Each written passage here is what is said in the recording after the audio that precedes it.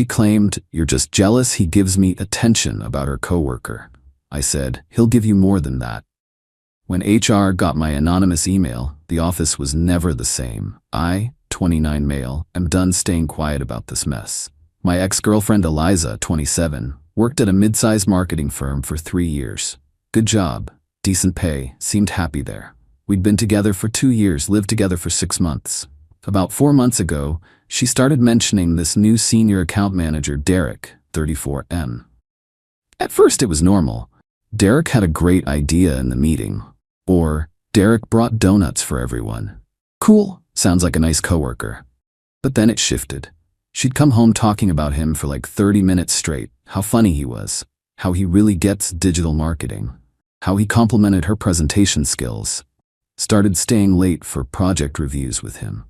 Going to team lunches that somehow only included the two of them. I brought it up casually one evening while we were cooking dinner. "So this Derek guy seems pretty involved in your work life lately." She rolled her eyes. "He's a senior manager. Of course he's involved. Just seems like you mention him a lot. Are you seriously jealous of my coworker? That's so immature." "Not jealous, just noticed a pattern." She put down her knife and stared at me. "Derek is married with 2 kids. He's professional and supportive, which is more than I can say for you right now. Supporting your career and being concerned about boundaries aren't mutually exclusive. There are no boundaries being crossed. You're just jealous he gives me attention and validates my work.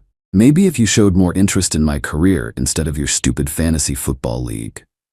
I literally helped you prepare for your last 3 presentations. Whatever, he's teaching me about account management. It's called mentorship. Grow up." The conversation ended with her sleeping on the couch. By choice.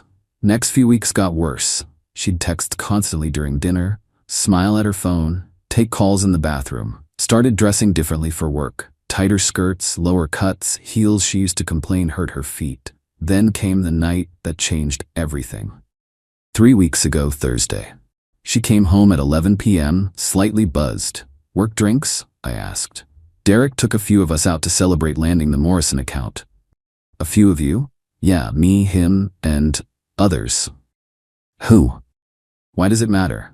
"Because you're lying. Your coworker Jade posted Instagram stories 2 hours ago from her nephew's recital. Your other teammate Rahman doesn't drink, so who else was there?" She went quiet, then defensive. "Fine, it was just us. He wanted to celebrate and everyone else was busy. It's not a big deal. Your married boss took you out for drinks alone until 11 p.m. and you don't see the issue? He's not my boss, he's a senior colleague. And you're just jealous he gives me attention you don't." "Eliza, he's grooming you." She actually laughed. "Grooming me? I'm 27, not 17. He respects my intelligence and potential. Sorry you can't handle another man seeing my value." "He'll give you more than attention if you keep this up." "What's that supposed to mean?" "It means guys like Derek don't mentor young women out of the goodness of their hearts. He's got an agenda." "You're pathetic. Absolutely pathetic. Derek has never been anything but professional. Professional men don't take female subordinates to solo drinks until midnight. I'm done with this conversation, and maybe this relationship if you can't trust me." She stormed to the bedroom. I slept on the couch that night. My choice this time. But here's what Eliza didn't know. I'd met Derek before. Update 1. So after that Thursday night fight, I knew I had to do something. Not because I was jealous, because I knew exactly who Derek Holmesworth was. See, my buddy Trevor works in IT for the same company. Different department, but same building. About 6 months ago, Trevor told me about this account manager who got talked to by HR for being too friendly with an intern. Nothing official on his record because the intern left before filing anything formal. Guess who that was? I asked Trevor to keep an eye out, not to spy, just notice things. He didn't have to look hard. Monday after our fight, Trevor texts me, "Your girl and that dude are in the supply closet. 3rd time this week." "Doing what?" "Talking, but the door's closed. Make of that what you will." Tuesday, another text. "He just walked her to her car, hand on lower back the whole time." Wednesday, "Bro, they left for lunch at noon. It's 2:30. Her car's still gone." That evening, Eliza came home humming. Actually humming. "Good day?" I asked. "Great day. Derek's recommending me for the junior account manager position. Says I'm a natural. That's fast. You've only been working closely for what, 2 months? When you're good, you're good. She kissed my forehead. I might be late tomorrow. Derek wants to prep me for the interview. At the office? He has a home office. More resources there. I sat up. You're going to his house? His home office. God, you really can't let this go, can you? Eliza, please don't go to his house. She crossed her arms. Give me one good reason. Because I care about you and this feels wrong. Your jealousy feels wrong. I'm going. End of discussion. Thursday came. She left work at 3 p.m. according to Trevor. Didn't come home until 10 p.m. How was the prep? I asked. Productive. I think I've really got a shot at this position. Her shirt was inside out. Your shirt's on backwards. She looked down, face flushing. I changed at the gym after. Must have put it on wrong. You don't have a gym bag. I keep spare clothes in my car. Since when? Since I started caring about my appearance. Something you haven't noticed. I stood up. Eliza, did something happen with Derek? Oh my God, nothing happened. I'm so sick of this jealous, controlling behavior. Then why is there a hickey on your neck? She slapped her hand over her neck. Wrong side. It's a curling iron burn. You don't curl your hair. I'm trying new things. Why are you interrogating me? Because you're lying, and you're not even good at it. She grabbed her purse. I'm staying at my sister's. I can't deal with your paranoia. Eliza, wait. No, you're suffocating me. Derek's right. You're threatened by successful women. Derek said that? She paused at the door. He understands what it's like to support ambitious people. His wife is a surgeon. Did he mention his wife when he was giving you that hickey? She slammed the door. That night, I made a decision. If she wanted to destroy our relationship for a creep who was obviously using her, fine. But I wasn't going to let him destroy other women's careers too. I opened my laptop and started typing. Update 2 Friday morning. I sent the email. Anonymous account, VPN, the works. But I didn't just send it blind. I did my homework first. See, Trevor had access to the security badge logs, IT perks. I had him pull 3 months of data for Derek and Eliza's badge swipes. The pattern was obvious. Multiple instances of them being the last 2 in the office. Several times their badges showed them entering the building on weekends. One instance of them badging into a conference room at 7 p.m. and not badging out until 10 p.m. But that wasn't enough. I needed more.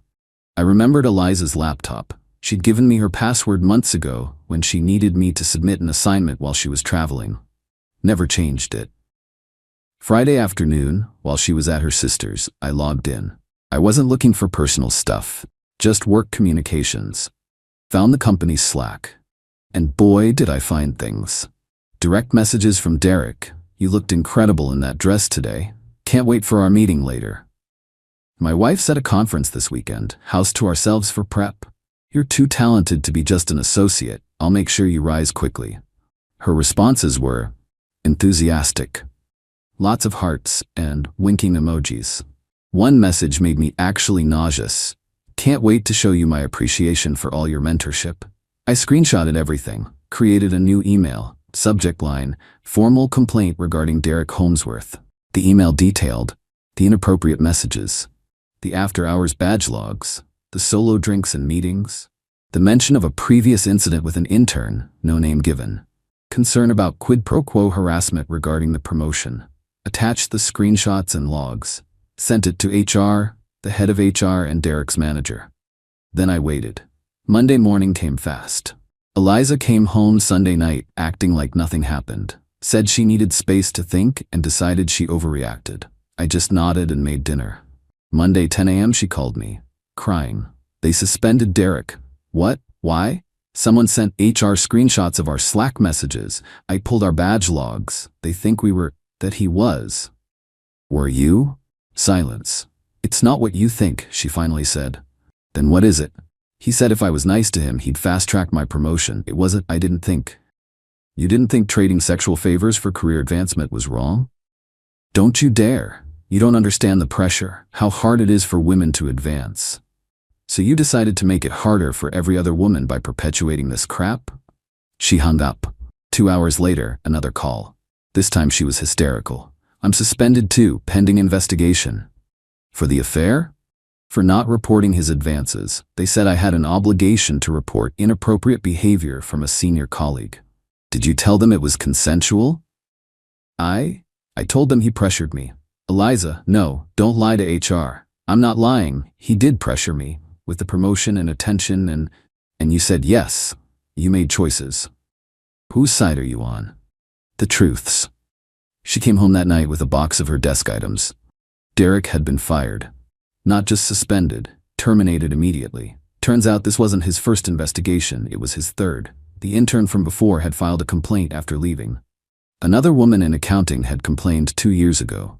HR had been building a file. Eliza was given a choice: resignation with neutral reference or termination with cause.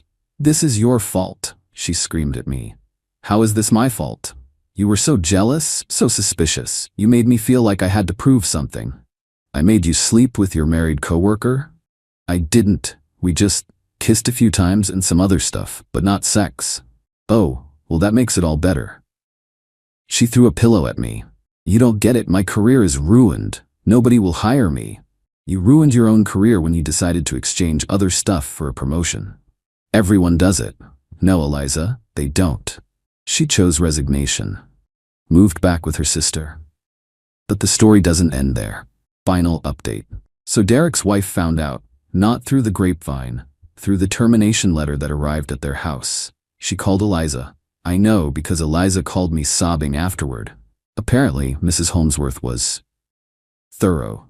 She'd suspected for years, had a PI following Derek, had photos of him and Eliza entering his house that Thursday, photos of them kissing in his car, photos going back weeks.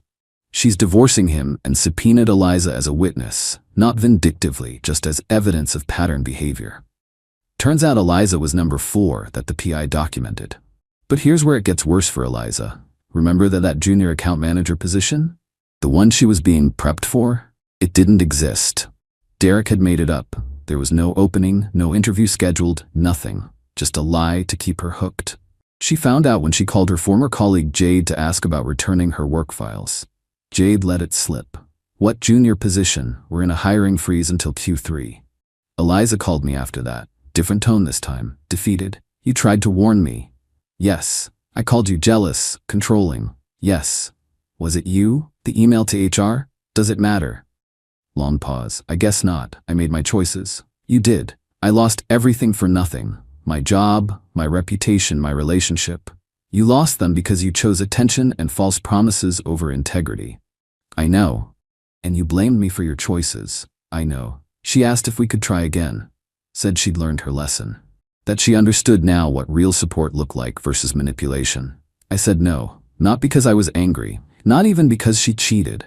But because when faced with consequences, her first instinct was to lie and blame everyone else. That's not something you fix with an apology.